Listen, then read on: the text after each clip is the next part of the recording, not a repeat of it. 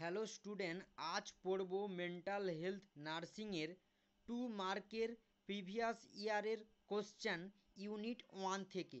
First question, the predisposing factor of mental illness.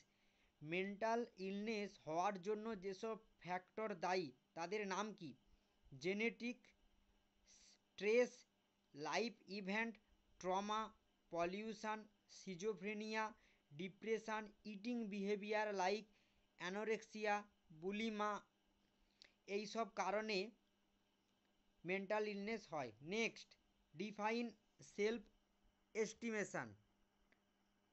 Self estimation can play a significant role in your motivation and success throughout your life.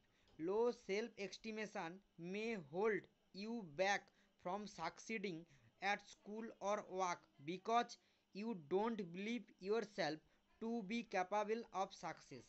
আশা করি আজকের ভিডিওতে তোমরা unit 1 এর দুটো short question বুঝতে পেরেছো।